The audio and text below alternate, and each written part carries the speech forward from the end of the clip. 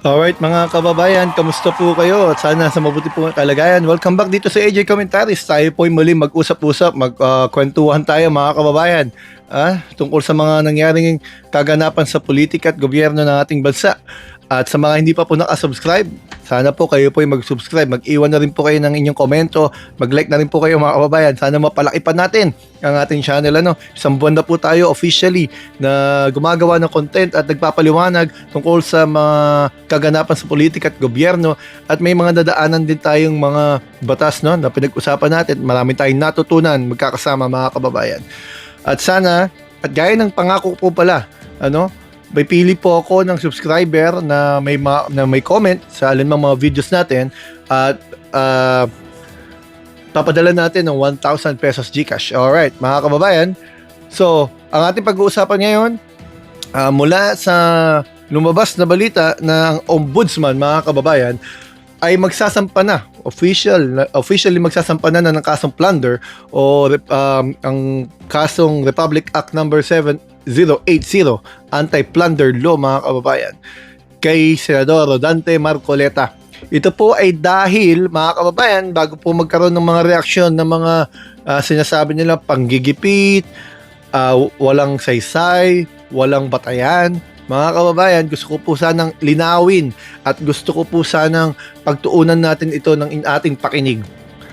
Ito pong kasong plunder ni Marcoleta ay iba sa mga plunder na kinakasangkutan ng mga nasa flood control. Ito po ay hindi dahil sa flood control. Ito po ay dahil sa kanyang mga sinabi sa isang interview. Mga kababayan, kung matatandaan po natin na nung nakaraang eleksyon, na question po si Senador o dating congressman pa po kasi siya noon Rodante Marcoleta, dahil po sa kanyang salin, sa kanyang statements of assets and liabilities, ay merong hinahanap na hindi nila maintindihan bakit hindi tugma doon sa kanyang inirelease o isinabmit na SOSE sa kanyang statements of contributions and expenditures. Kasi lumalabas, mga kababayan, gumastos siya noong nakarang eleksyon ng 112 million pesos. Kung di tayo nagkakamali, 112. Around that number, 110 to 112. Pero ang siniklara niyang kanyang salin, sa kanyang salin, kumbaga kanyang kakayahan, kanyang yaman, outside liabilities, nasa mga 50 million lang ata o 52 million. Kumbaga parang, paano nangyari yun? Mga kababayan, mas malaki pa yung ginastos niya doon sa kanyang kakayahan. Ang paliwanag niya, mga kababayan, dahil may mga donor siya, may mga nagbigay sa kanya ng gift na ayaw magpabigay ng pangalan, itago na lang, gawin na lang daw anonymous, at nangyari daw yon, mga kababayan, bago ang campaign period. So, ang sabi ng eleksyon ng COMELEC, mga kababayan, walang campaign, walang election offense. Dahil nangyari outside the campaign period. Hindi naman pala sa election period nangyari. O, nasa election period pero hindi within the campaign period. So sabi ng COMELEC, okay na yan. Tapos na.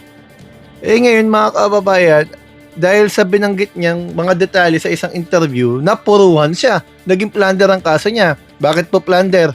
Sabi po niya, 75 million ang total na natanggap niya mula sa 3 tao. Kay Mike Defensor, 30 million, 25 million doon sa isang lalaki at 20 million doon pa sa isa. Doon daw nanggaling yung gastos na yon, 75 million. Nangyari daw yon mga bandang January ata. Congressman po siya noon, mga kababayan. So, merong 3 tao, magkakaibang araw na nabigay sa kanya. Ang halaga sa suma total ay 75 million. Siya po ay public officer bilang isang kongresista, mga kababayan, at ang amount ay 75 million. Tandaan po natin yung 3 yon. Ngayon punta po tayo sa Republic Act 7080. Doon po sa Section 2, mga kababayan. Ilalagay ko po dyan para maintindihan natin. Basahin po natin yung sa Section 2, mga kababayan. Any public officer who, by himself or in connivance with members of his family, relatives by affinity or consanguinity, business associates, subordinates, or other persons, amasses, accumulates, or acquires ill-gotten wealth through a combination or series of overt or criminal acts as described in Section 1D, hereof in the aggregate amount or total value of at least 50 million pesos shall be guilty of the crime of plunder and shall be punished by reclusion perpetua to death. Busisiin po natin. Una, public officer. Kaya po nasabi natin kanina, kongresista po siya nun. Pangalawa, may sinasabi po dito na combination or series of overt or criminal acts. Sa iba't ibang pagkakataon, mga kababayan, nakatanggap siya ng malalaking halaga. At ang pangatlo, mga kababayan, aggregate amount or total value of at least 50 million pesos. Kaya pag at least 50 million po, kanya po ay 75, so mas mahigit sa 50. Ang sabi, shall be guilty of the crime of plunder and shall be punished by reclusion perpetua to death. So yung tatlong elemento na pinag-usapan natin, pasok po siya at siya po ang nagpaliwanag nun sa isang interview. Hindi po ba, mga kababayan? Paano po natin sasabihin na panggigipit? Paano natin sasabihin na gawa-gawa lamang? Siya ang nagsabi kung saan nanggaling yung 75 million at kung kailan yun at kung kanino nanggaling, na siya'y kasakulukuyan ng panahon na yung kongresista. Bakit po mahalaga yung mga detaleng yun, mga kababayan? Ang mga batas po, katulad nito, of course, ang intention niyan, mga kababayan, mapigilan ang isang krimen. Kaya nila nilalatag yung mga elemento. Isipin po natin, mga kababayan, na bagamat sinasabi niya na wala namang hininging kapalit at hindi naman daw pera ng bayan yon. Wala namang sinabi ditong pera ng bayan dapat para makonsider ng plunder eh. Pangalawa, kahit gift lang yan eh, at walang hinihinging kapalit, mga kababayan, ikaw bilang isang halal, kongresista, baka pag dumating ang panahon na lumapit yan sa'yo, hindi mo kayang tanggihan dahil may natanggap ka. Hindi ba kaya siguro, mga kababayan, naiisip lamang po natin, o ito yung opinion natin, hindi kaya dahil sa nangyari niyang bigayan na yan, kaya ganun kasuporta at ganun kagigil sa Marcoletang suportahan ang mga ginagawa ni Mike Defensor patungkol na, katulad niyan, gusto po niya ng hearing, gusto niyang suportahan yung flood control ng Maleta Boys na proseso nila, bagamat hindi na nga sumusunod sa rules eh. Di po ba? Sila-sila na lang eh. Baka dahil na-impluensya na siya sa laki ng halaga na natanggap niya. Yun po yung mga tanong na kaya yung kredibilidad na ko-question, mga kababayan, dahil sa mga ganyang pangyayari. Ngayon, sabi niya, gift lang daw yun at walang hiningin kapalit.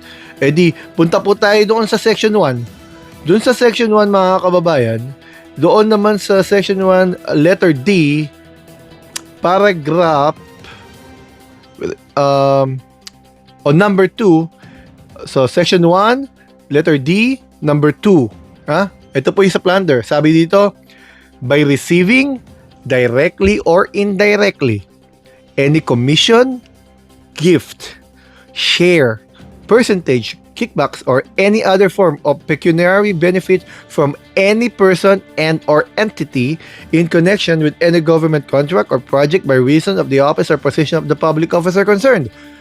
Malinaw po dito, kahit gift, pasok sa plunder. Hindi kailangan maging kaban ng bayan ang binigay sa'yo. Basta pasok ka doon sa sinasabi, public officer ka. May higit 50 million, mga kababayan. At may series of overt or criminal acts. Ito pa, kahit yan gift. Mga kababayan, malinaw na meron siya kailangan kaharaping kasong plunder. At yan ay hindi gawa-gawa. Yan po ay dahil sa kanyang kadadaldal. Yun ang katotohanan doon, mga kababayan. Kayon, pag yan po sinampahan sa ngayong linggo ng plunder, non-bailable po yan. Para po yung kaso ni Jinggoy Estrada. Kapag nilabas po ang warrant of arrest, anytime, any day, nako po, kulong po yan. At gaya ng suspension ni Jinggoy Estrada, inaasahan natin magiging suspended po yan. Dahil sabi naman po doon sa Section 5, ganun pa rin po ng Article Republic Act 7080, dapat naman suspendihin talaga yung mga yan. Kasi yan, sabi po sa Section 5, basahin lamang po natin, suspension and loss of benefits, any public officer against whom any criminal prosecution under a valid information under this act, whatever stage of execution and mode of participation is pending in court shall be suspended from office.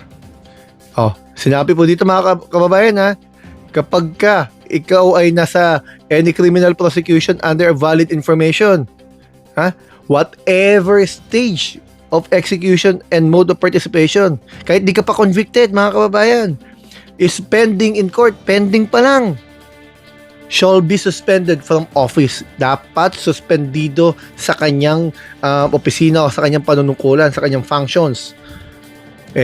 Malinaw mga kababayan. Malaki yung chance na suspendido rin yan. Ibig sabihin, bawasan naman ng bilang ng 24. Wala si Bato de la Rosa, wala si Jinggoy, wala si Marcoleta. Di 21 na lang ang mga senador. Sa ngayon, mga kababayan, marami pang inaasahang kakasuhan At unuulit natin mga kababayan, hindi yan gawa-gawang kaso. Siya po mismo, siya ang nagbigay ng mga detalyeng yan sa kadadaldal niya sa interview. Kaya mahirap yan Isipin nyo kung ganyan ang abogado ninyo, naku po, paano yun? Anyway, mga kababayan, sana may natutunan tayo sa pagkakataong ito. Kung hindi pa po kayo nakasubscribe, sana po kayo mag-subscribe, mag-comment at mag-like. At dun sa mapipili ko pong subscriber na may komento sa anumang pong videos natin, ay magpapadala po tayo ng GCash ng 1,000 pesos dahil tayo po officially may 1,000 mahigit na mga subscribers matapos ang ating isang buwan na pakikibaka dito sa YouTube. Maraming pong salamat, AJ Commentaries po. Hanggang sa muli po mga kababayan. Salamat po sa inyo.